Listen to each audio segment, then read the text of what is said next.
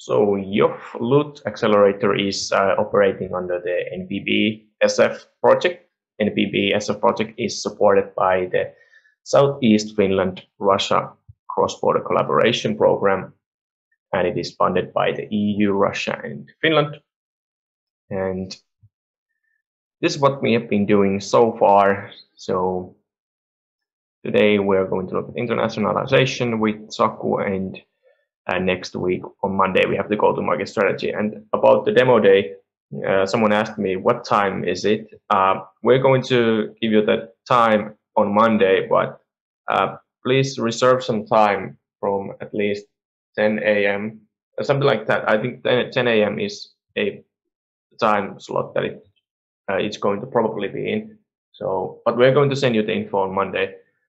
And also in the last email, by the way, I don't have everyone's email, I think, but I have at least one email from every team. So in the last email, I sent some resources, such as slides from the last 2 workshops. So take a look at those and distribute them among your team members.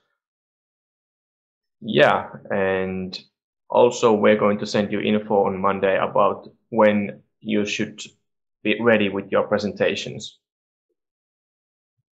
Okay. For the demo day. Yeah. Okay, I think we can start this session. We have Saku Pitkänen from, I can't for the love of God remember your company name, but I have sent you some info about Saku and his past experience as a consultant, business development consultant. So I will give the floor to Saku. Yeah, you're welcome. Okay, thank you, Mikko, and thank you everyone for joining this this afternoon session. And the topic and the theme is internationalization, and of course I have a plethora of slides. So let's see.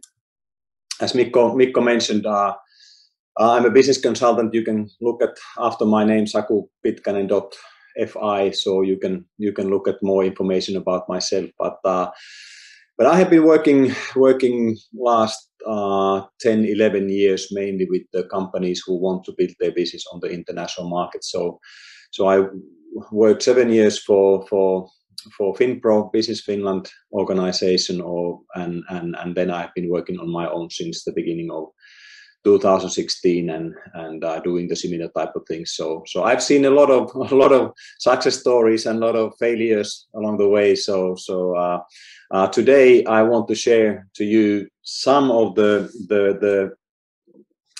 key principles. What does it mean to build an international business or international sales channel?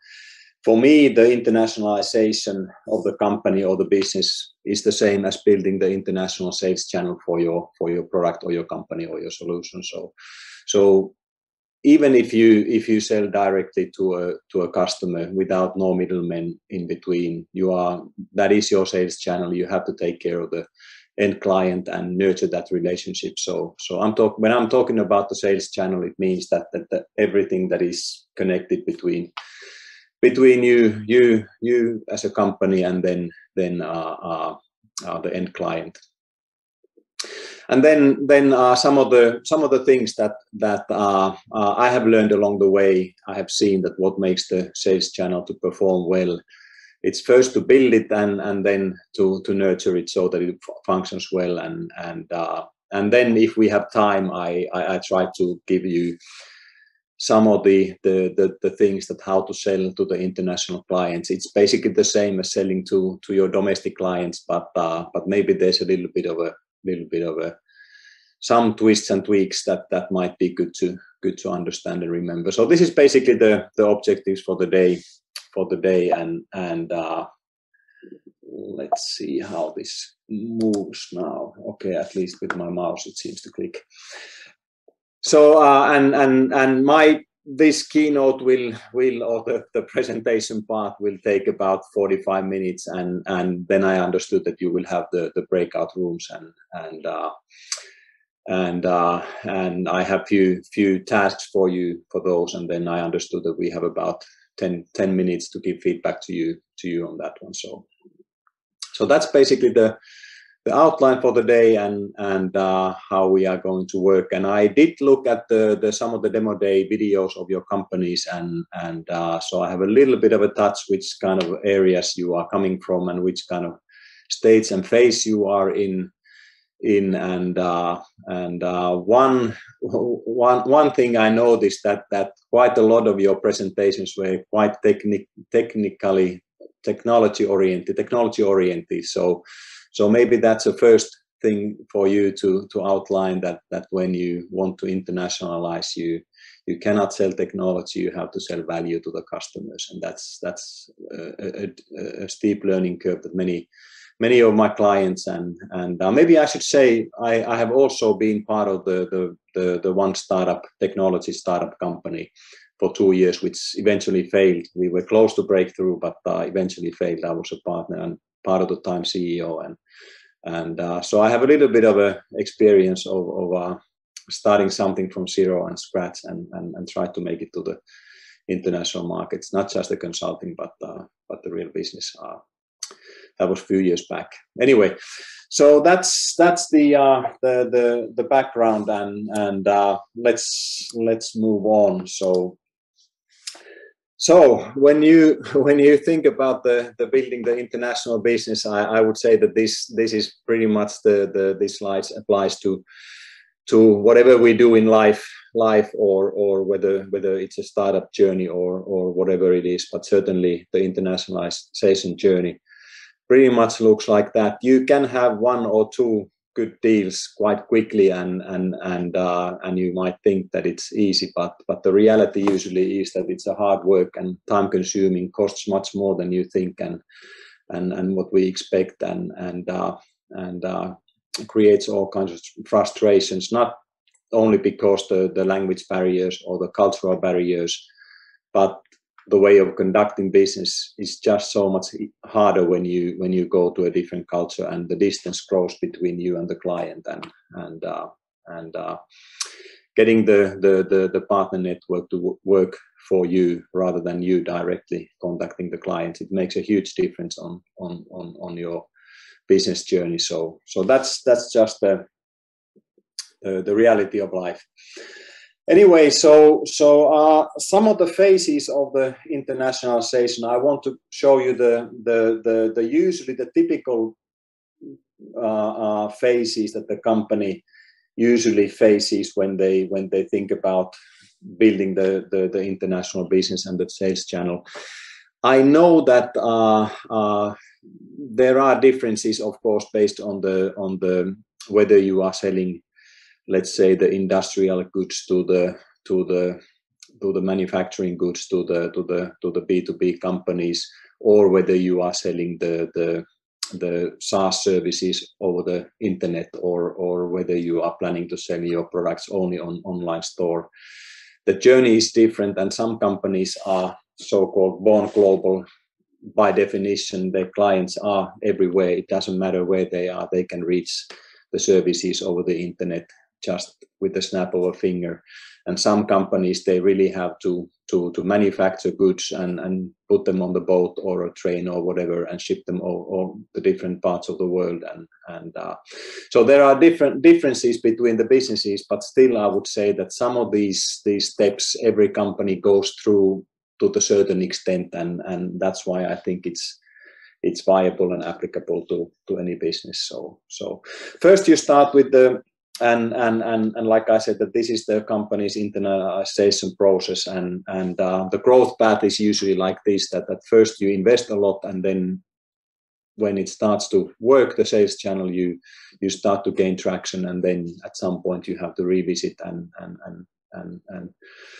do it. I don't know how much the time span, it depends on the business and the situation, but usually a few years.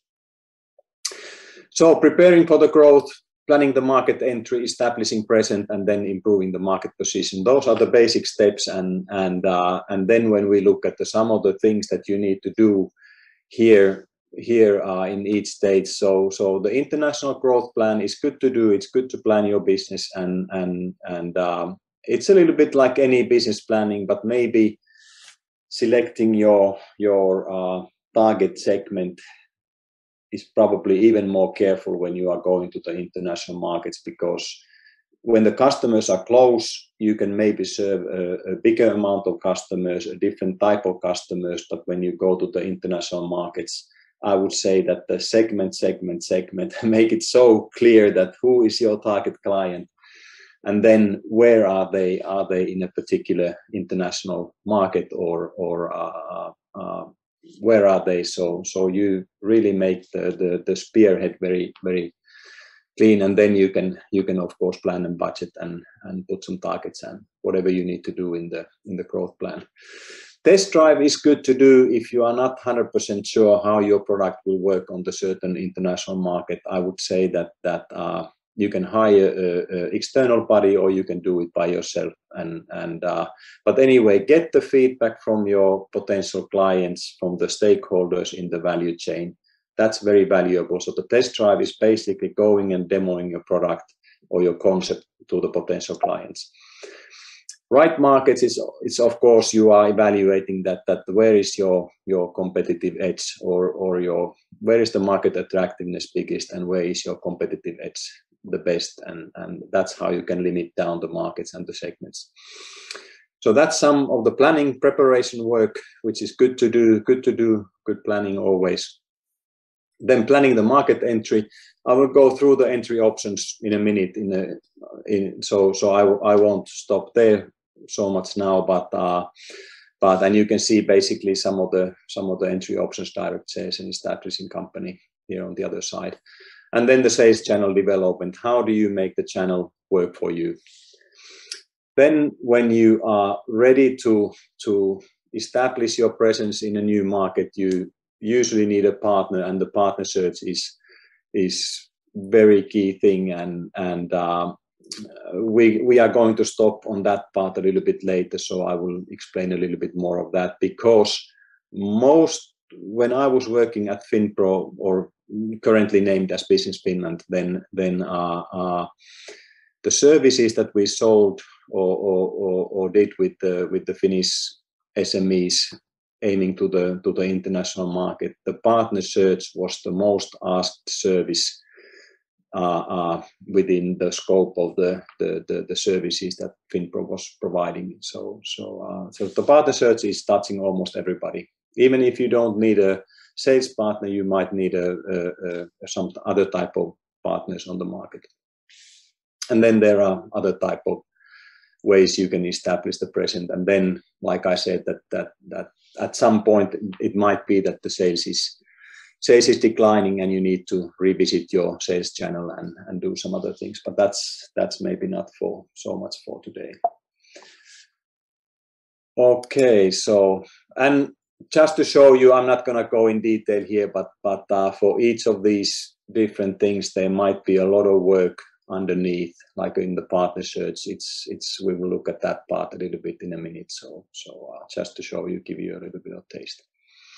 Anyway, so the entry options, I said that this is also good to think when you are planning your internationalization journey. That how should you make the step to the international markets? And usually, depending on how you plan to enter or sell your products and services in a new market, it depends on you have the investment and risk goes up depending on the entry option that you choose, and the other way is that your ability to influence the sales channel. So for example, if you are selling doing the indirect export, so you are selling a technology, for example, somebody in your local market who then exports the final product.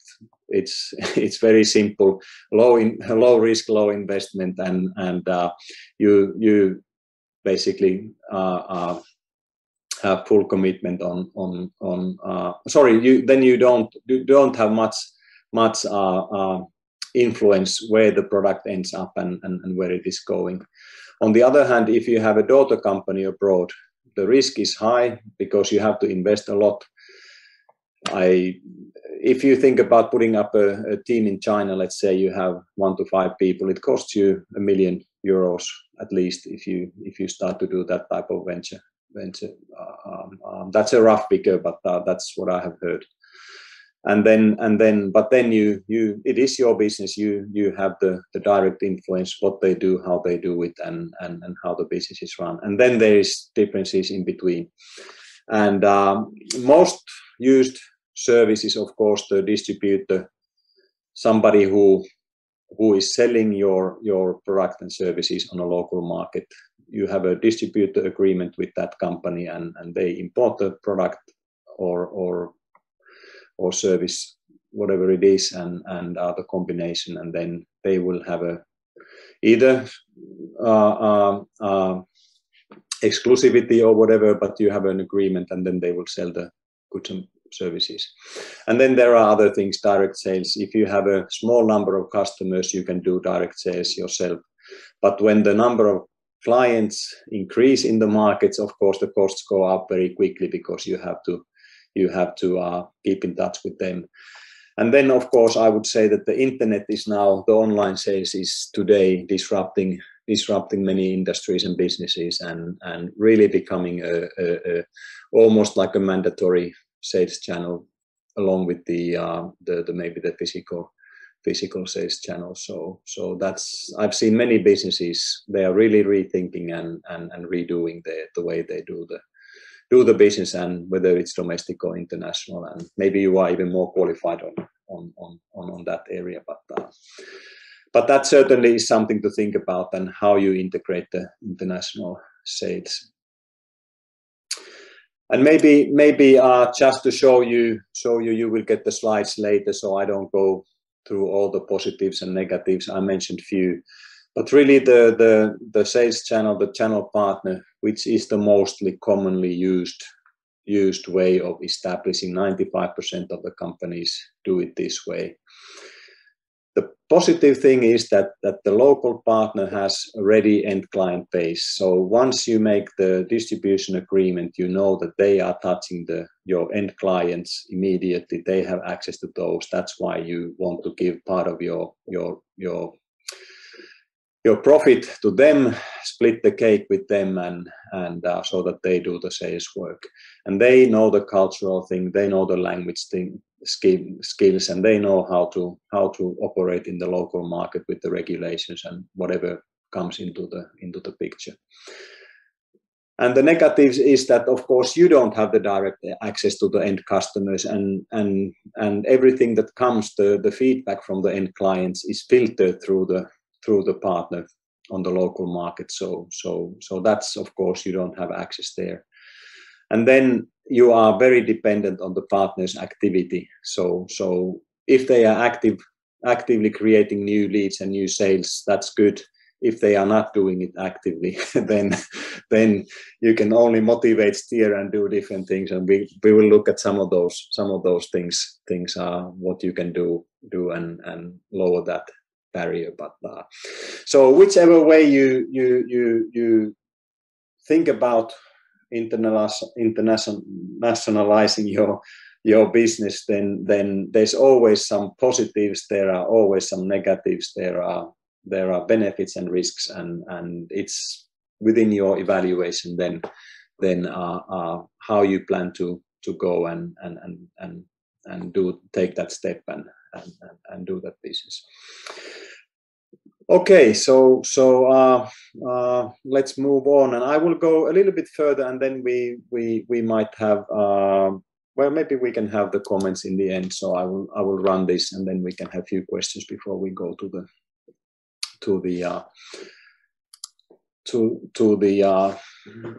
questions and answers and to the workshops. So I said that the 95% of the Finnish companies export their products and services to international markets through foreign middlemen, and it doesn't matter whether it's a Finnish or Russian or Swedish or Norwegian. It is, I would say, it is almost the same in whichever country you are looking at it. So this is Toivo Äijö, a very prominent Finnish businessman and a consultant. So they had made a research on this one. So even though it's a few years old, old, I still think it's very much. So that's why the partner search is the partner relationship is so vital, and that's why I want to focus few words on that part. But it's very difficult, or it's not easy to make the sales channel perform well. So even if 95% use a distributor type of model to internationalize the business, 70 to 80%, according to this research, the company said that the channel members' performance is not satisfactory to the principal. If your international business is depending on the middleman, the partner on the market, and 7 to 8 cases out of 10, it's not satisfactory, then it's a huge waste of time and energy and resources. And 90% of the reasons for the channel performance can be traced back to the principal. So usually the principal company, the company that is exporting, is the problem, not the partner on the market. So that's also good to remember that it's your homework.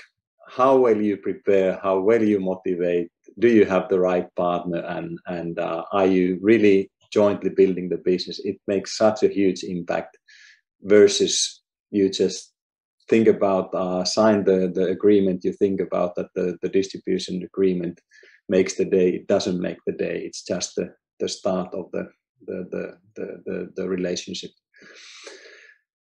And this is also interesting that the performance does not necessarily improve by changing the partner. So it's much easier to make the relationship work well than changing the partner, because then you again have to go through the process of finding a new partner.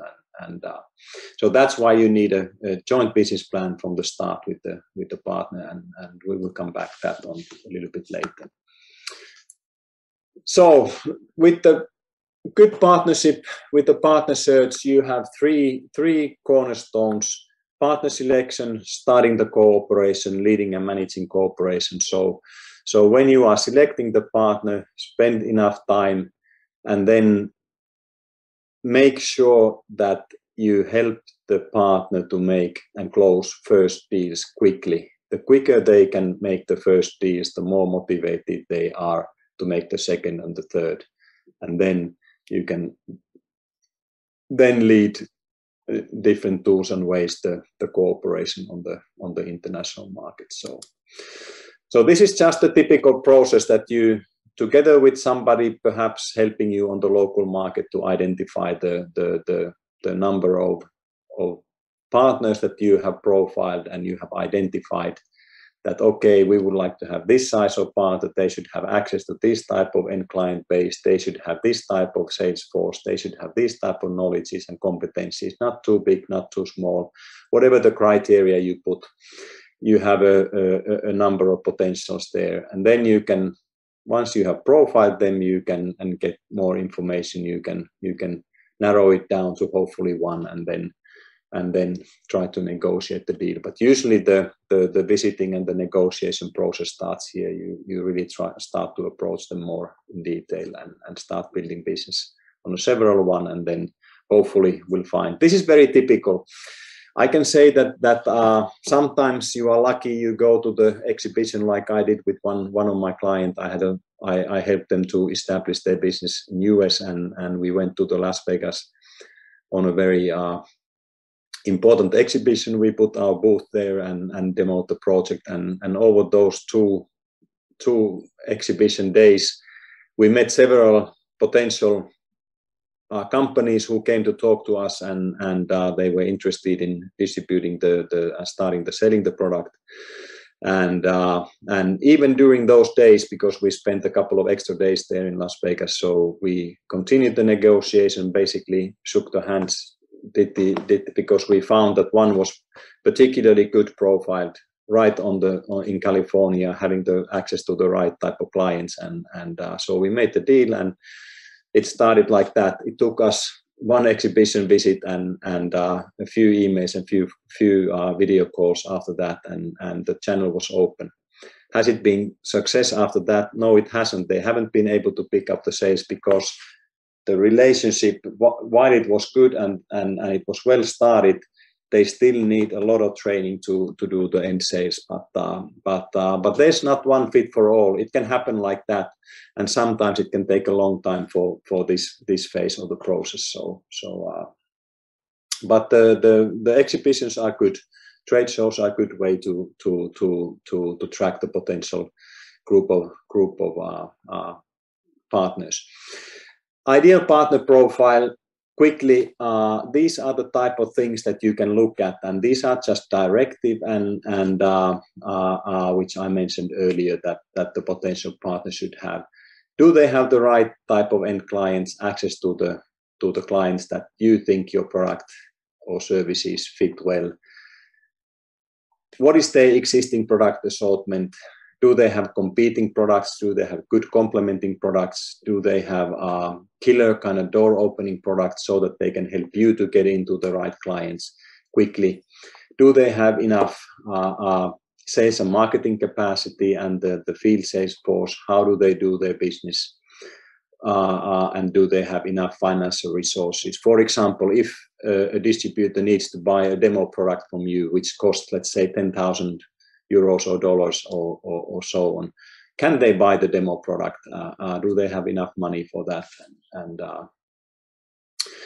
And then, but these are easier to check and look at. These are sort of a quantitative criteria, and then the more difficult part comes to the qualitative criteria, that the competencies.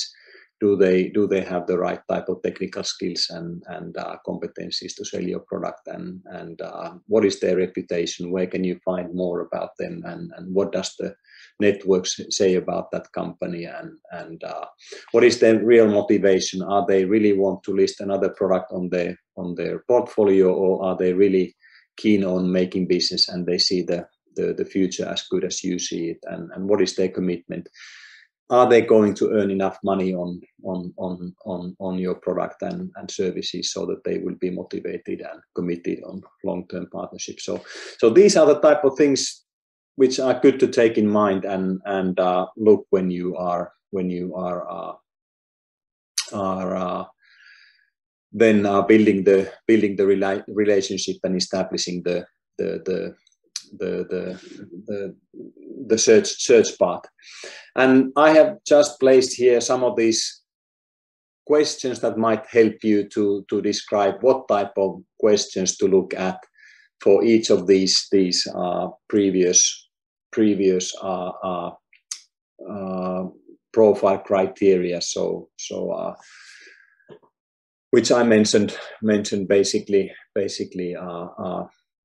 verbally already, so I'm not going to repeat, but just for you to look at, and some of the directed questions for you. For example, here is a interesting what type of sales skills does your product need? Does it need the hunter type of thing?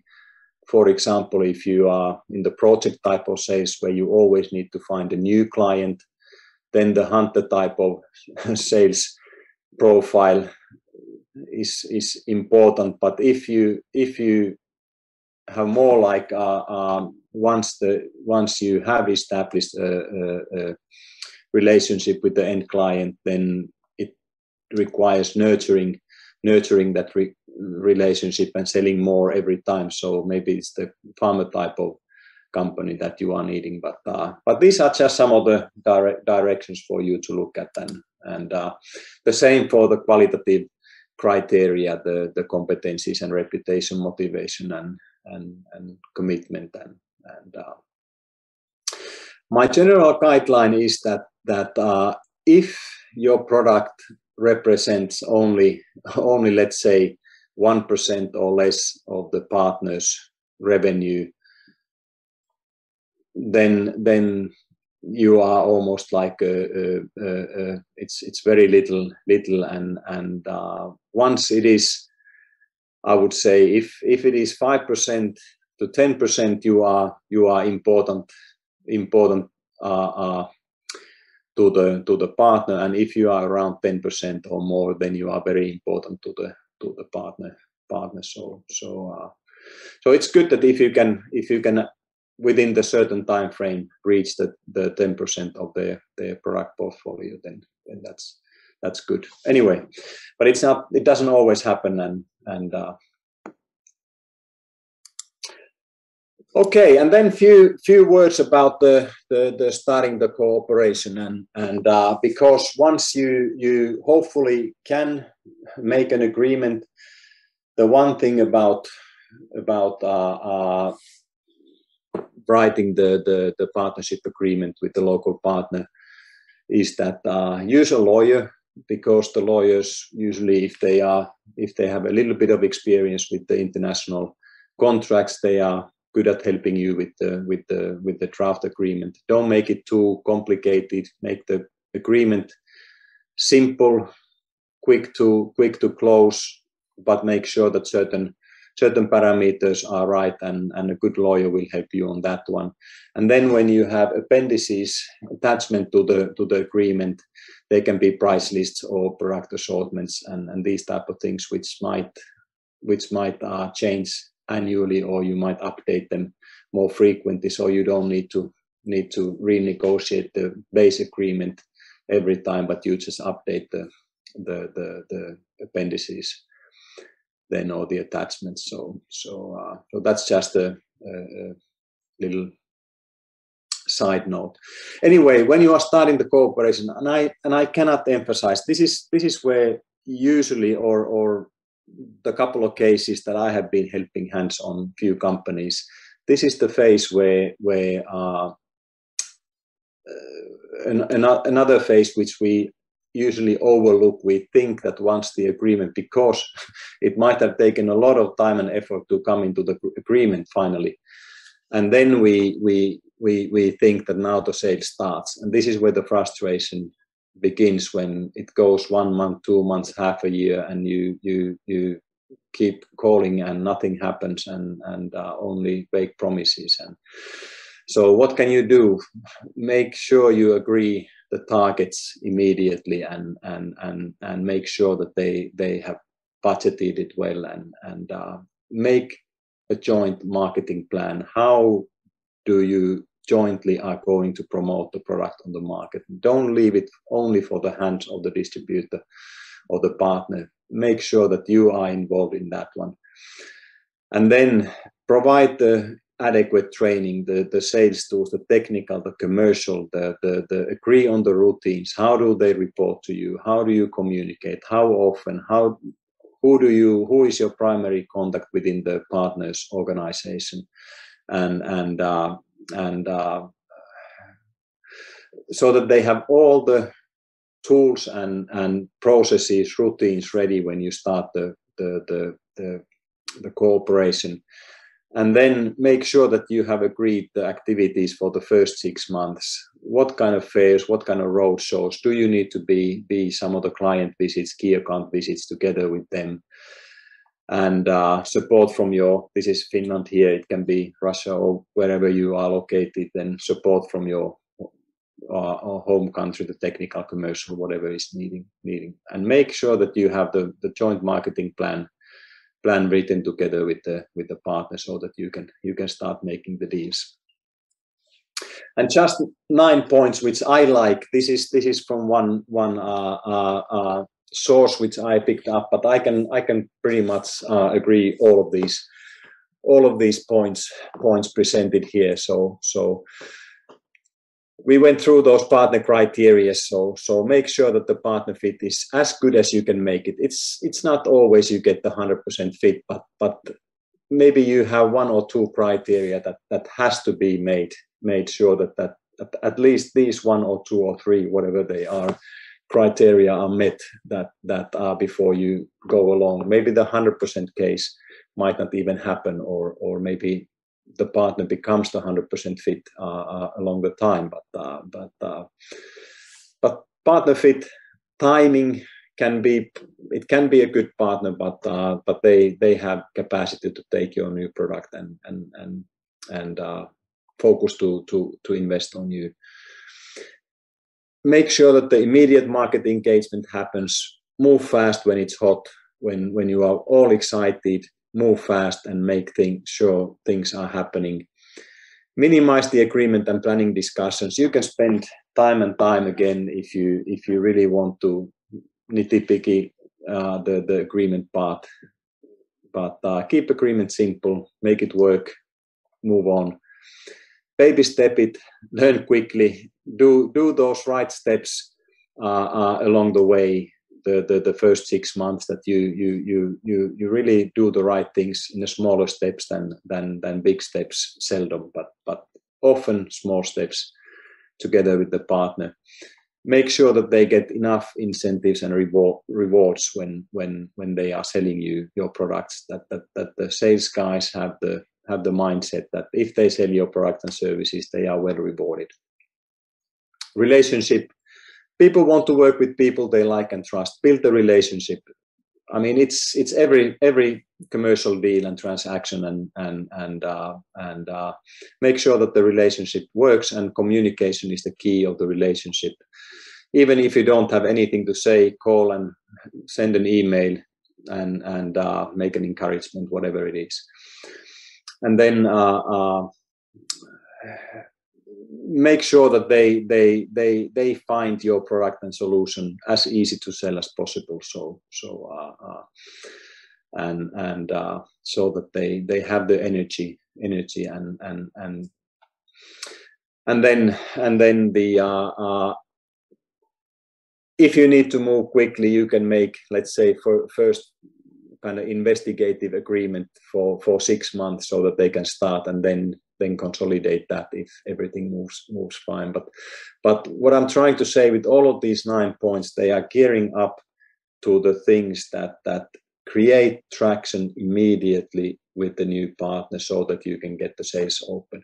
And of course, in a startup, I understood that most of you, all of you are startups. Then whatever the startup business is, you always hear the traction, unless you have a paying clients, whether they are domestic or international paying clients.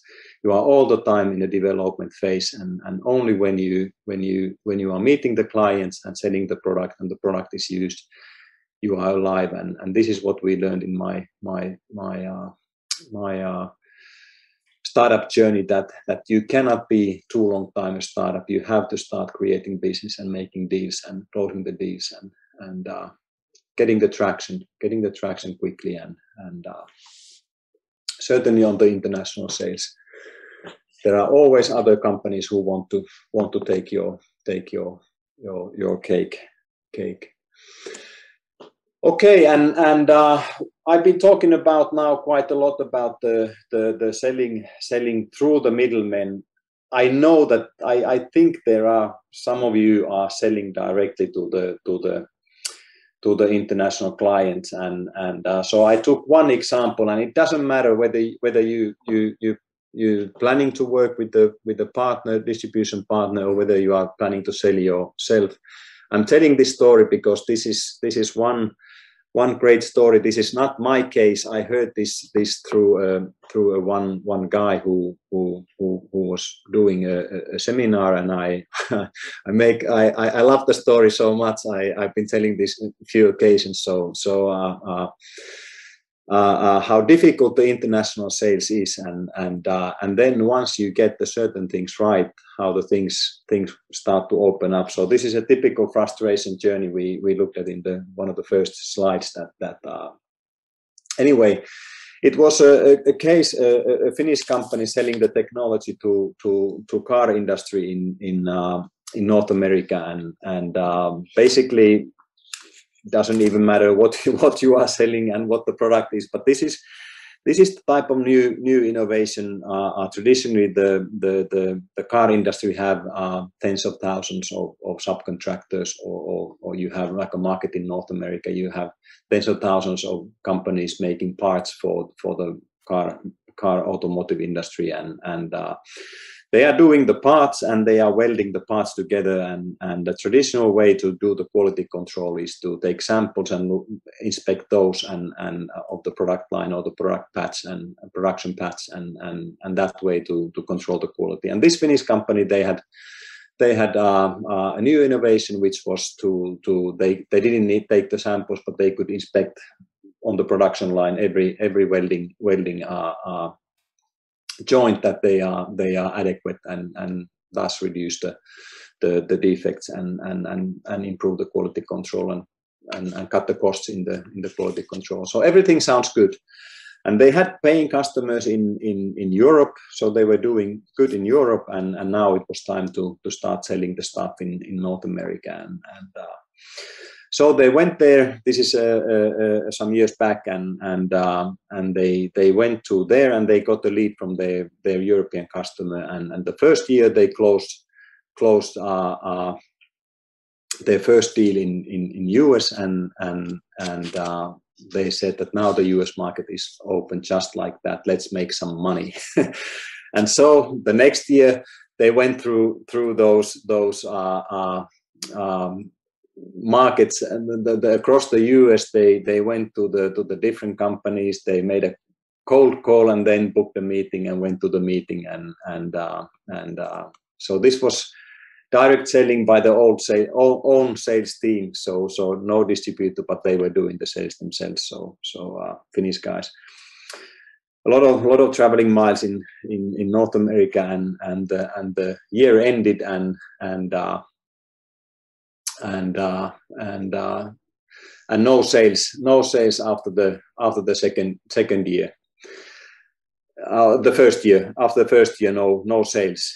And then they thought that there's something wrong with our sales story, that we have to make new videos about our product. And they made this huge, beautiful video where they said that revolutionizing the quality control. And when I saw the video, I was quite astonished that it was really high quality, and I thought that should break the market. And with all these new materials, they went to the clients, and another year went by, and no deals, not a single new client came in. So after 2 years, they started to think that maybe there's something wrong with the clients that we are meeting, that who is actually our client, and then they started to go through all of those different client databases and profile them and cut them into the prioritizing, segmenting, and thinking about that who is that optimal client that we need. And they came down to about 20, or I just give you a number, maybe 20, and they said that these are the clients that we are going to target this next year, and now let's focus on these one, and let's make the deal. And so another year goes by, and no deals, no commercial sales whatsoever. So they thought that now it's time to go home. 3 years, no deals. We have all the materials, videos, everything. Time to go home. And then finally, one of the clients that they were meeting, they were sitting at the table and with that client, and it was one of those they targeted, one of the companies they really wanted to make the deal. They were sitting there, and the CEO after the meeting said that, guys, I like what you are telling me, but why would I invest $500,000 on your product? Why would I invest $500,000 for your product? And this Finnish guy, the sales guy, said that he couldn't answer. He just couldn't answer, and the CEO, he threw his business card over the table and said that when you have the answer, call me back. And I think this is the freezing question for many of us, that why would I invest $500,000? It's not always $500,000. It can be $10,000, but whatever it is, this question will come sooner or later. And I think it was, and then when they started to think about, they understood that they really didn't understand their clients at all. They had their story. The clients didn't want a revolution in in their quality control. There was nothing like that. They were afraid actually to change anything in their processes, and they were very cautious. So suddenly they started to understand what the client really wanted, what was the client needs, and what was the client's own processes inside of the client. And after that, this was their big revelation that the Peter Drucker says it so well. And when you are in the innovation business, you are in the technology business, most of you, the test of innovation lies not in its novelty, its scientific content, or its cleverness. And I saw clever presentations when I looked at your presentation, a lot of scientific content and cleverness and novelty, but its success lies in the marketplace. And if the client doesn't understand, if they need to ask them, why should I pay the $500,000 for your product or service, then you then you haven't understood the client well. So the companies don't buy technology ideas, they buy business value. So should you sell them technology or value? And this is what the Finnish guys understood finally, that they were trying to sell the revolution in the production process, but the client didn't want the revolution. They wanted different things, and so they completely revamped their sales pitch, their sales story, and then they went back to the market and met those key target customers. And next year, 6 out of 8 target clients made the deal. They made 3 million sales. And think about it, the clients were the same, the product was the same, the people were the same. What changed was the sales story. But they finally understood the client. Why should they invest $500,000? They were starting to sell the value and tell and explain the client why, what does it change in their processes, or it doesn't change. What is your business value? How much savings do you really make? How much more sales can you get? How much more? So the whole thing changed, turned around. So why am I telling this story is because even if we have all the plans and processes in place, it all comes down and boils down to ability to sell, whether you sell it yourself, whether your partner is selling it on the international market. You have to have the story right. You have to have your value proposition right. You have to have your sales pitch right. Otherwise, you cannot brief your partners, your networks, your end clients, if this part doesn't work. So this is why I wanted to share this. Yeah, I have many other cases and examples. I don't know if we have time. I think I could tell another story. Perhaps this might be enough for this stage. We can have a few questions at this point, and then we can go to the groups. I guess that could be the good use of time, perhaps.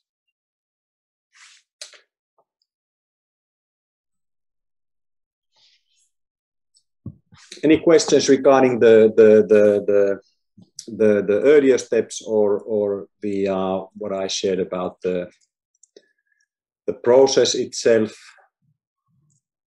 or entry options, or the process where you are, or partner search, or whatever you have regarding the international business? Okay, Anna. Hello, Saku. Thank you very much for your presentation. It was great. And I have one question. What is the main risk? Can you say for us in internalization? The main risk. The main risk, of course, is time and money, and because you have. Every company has limited resources. I mean, mostly I would say every company suffers that you have limited financial, especially if you're a startup, you have limited human capacity and you have limited financial resources. And if you spend a lot of time on something that doesn't produce results quickly enough, of course, you can always think about where does my time and money and effort produce me best return on value. So I would say that is the only thing.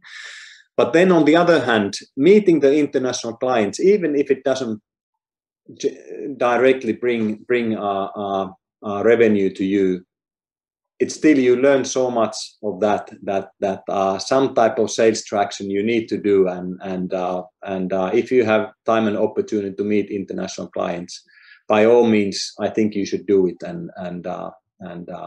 But the biggest risk, I think, it's only the time and money. Okay, thank you.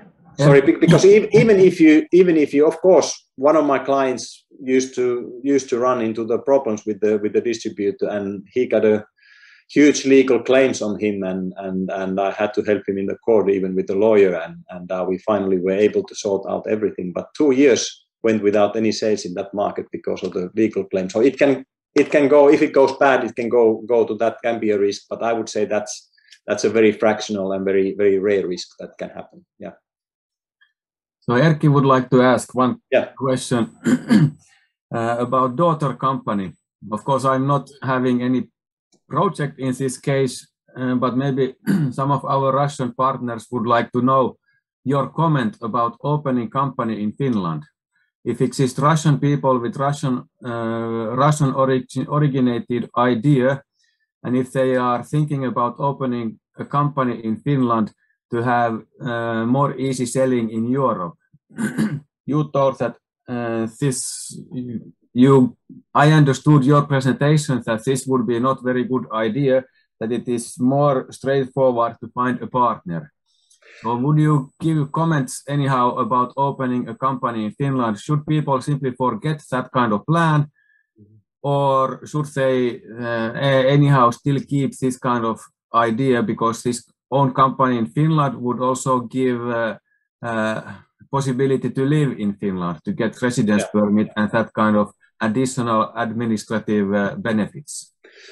No, I'm sorry if I said that I wouldn't prefer the daughter company abroad. I think it's always a great opportunity if you can do it. But what I was just saying, that it's investment is high usually, because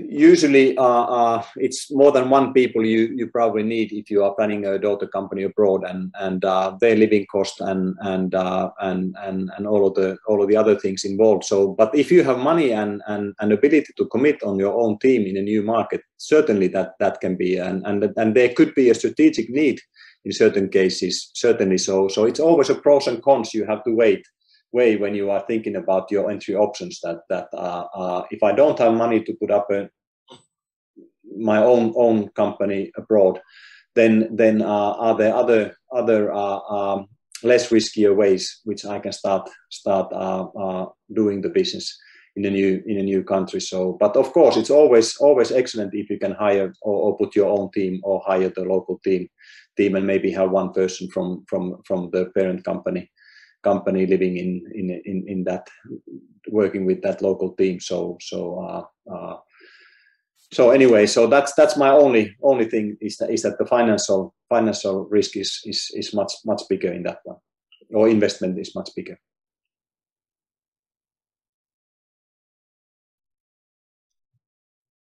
Other than that, it's wonderful. I'm actually working at the moment with one Finnish company, a technology company.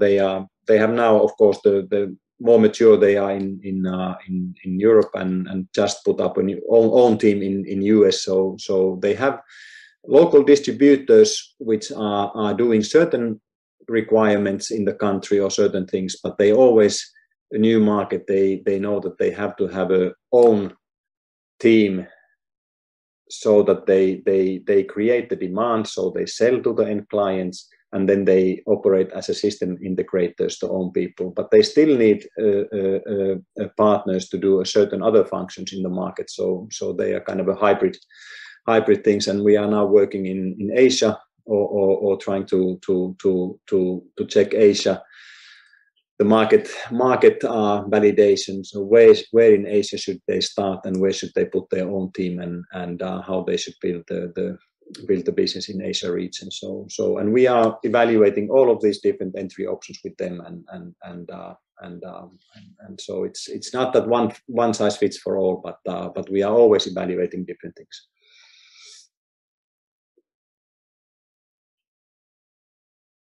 Any other questions, comments at this point?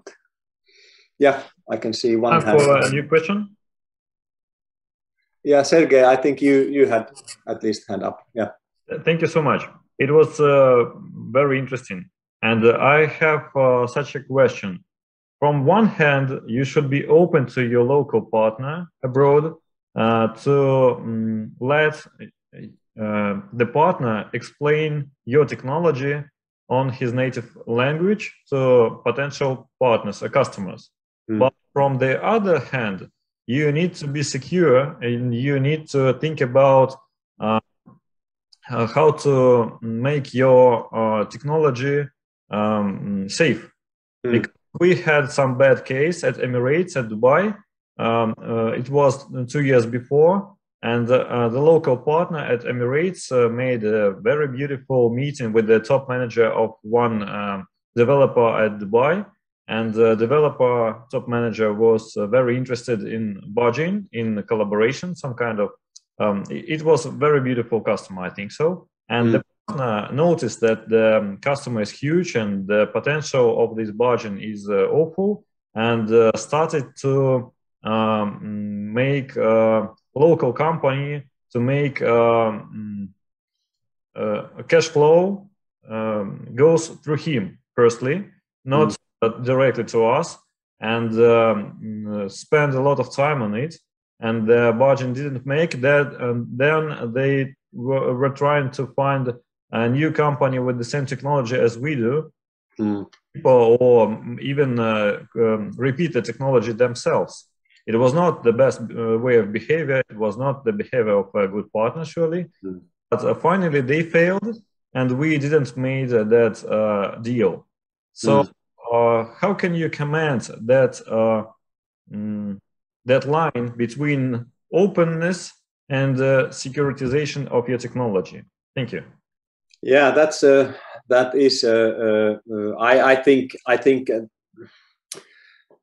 think that's a very, very good and very relevant question, and you are not alone. I think there are a plethora of cases like that, and I would say that it comes to this yellow part here and it's difficult because even if you interview people close to that company and you try to do your due diligence, you still don't get all the answers before you start doing business, and then you see what the partner is made of. But of course, the contracts is good if you have sensitive technology. Of course, the IPR should be protected, and then what part of your technology they can, in a way, they never own the technology, but how they work with your solution and technology. So the licensing deal is of course a different thing. This was a more, I understand, the sales deal, but the contract is one, agreements is one. Of course, doing the due diligence, and then if you start to smell smoke, I think it's immediately, even if it costs you the relationship or the potential closing of that market or whatever. I would say that the earlier you take up the any issues that you smell, then I think it's the better it is. But there's no one fit solution. But I understand it is a big thing, and many technology oriented companies suffer from that type of thing. But yeah. So it's the question on which everyone should point its attention to much, I think. Yeah, absolutely. That make sure that your technology is protected first, of course, and then check the background, do the due diligence as much as you can, and of course, if you can be involved in the sales process, it's much better than you have a better touch of what's happening with that technology know-how, and yeah, maybe those are the things that you can mitigate the risk. Thank you. Okay, Mikko, I think is it time now to move to the groups, and we can continue the discussion there. So basically, I had let's say I had a couple of questions for you. Yeah. So maybe you know what is most relevant in your stage where you are to think about, but I thought that some of these questions could be relevant for you when you are, especially if you are thinking about first time internationalizing or building your international sales channel, then thinking about that who is your ideal customer or the segment, so that it's in a way it's narrow enough, and what is the real client need. Maybe you have been thinking about them, but maybe you can document them. What would be the target market if it is a market oriented? Sometimes your clients can be kind of a spread all over, but if it is something that you can identify a particular market, what would be your target market, and what would be your primary operation mode? Would it be through the partners, or how do you think you are going to reach the end clients best? So maybe you can think about that. And if that is very clear to you already, then you can perhaps work with the ideal partner profile. What type of partner would be best for you? Or do you need a sales partner? Do you need someone who only promotes your product, but you do the sales yourself? Or especially if you have online sales, heavily focused online sales, you might not need a sales partner, but you might need a people and the partners who promote you on the local market. So what would be the ideal partner, and what type of profile would be for us? And then if this is your bottleneck or burning issue, then you can think about this, that why should your international client put $500,000 on the table to buy your product and solution? So that could be also something you can think about. But so depending on your situation, you can work on these questions. And I put the material now on the chat, so you can revisit the questions and the slides there. So I will stop sharing at this point. So okay, I'm going to open the room. So yeah, download the PDF and then go to the room.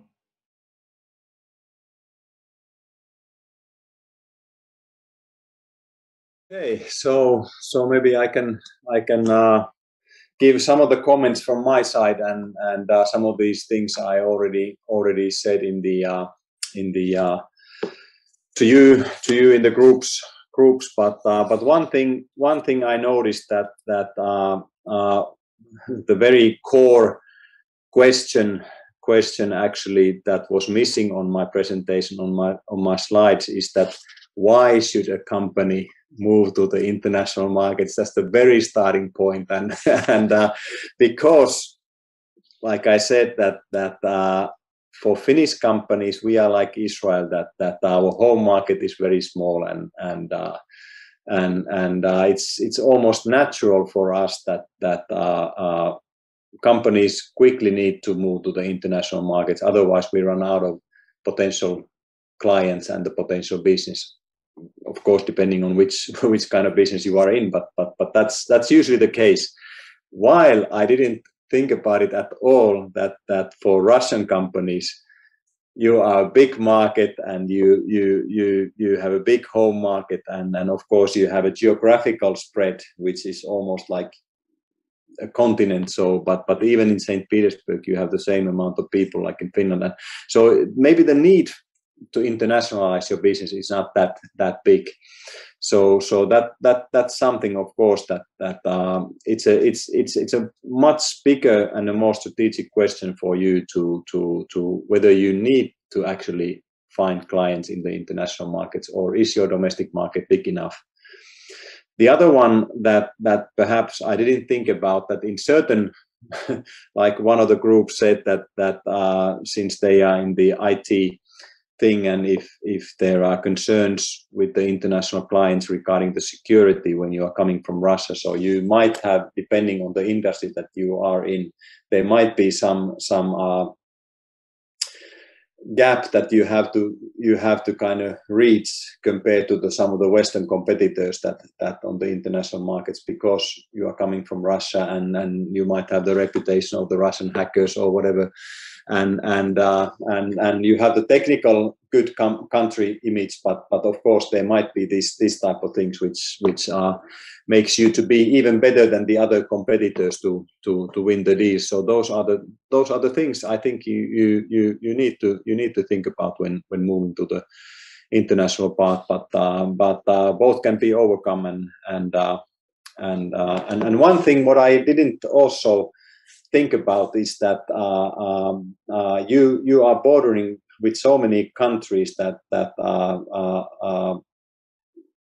we don't do, or many other nations don't have that advantage. So also the bordering countries are the natural ones to expand your business, and especially China, and one of you were already seeking those Chinese companies and Chinese customers. So that's also something which is kind of a different relationship than perhaps what we have here in Finland. So immediately I can see that these cultural, national, geographical things impact on where you are, what you are targeting, how you operate. So that was quite an interesting, actually educational for me, or eye-opening for me. But also I could notice that for many of you, maybe the expansion to international markets is not that relevant yet. You still need to gain the traction in the home market, which I would advise to do, that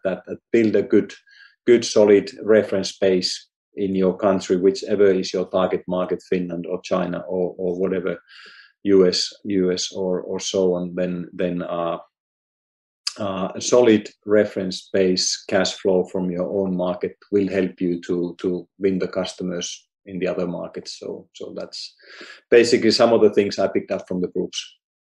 We can wrap this session up.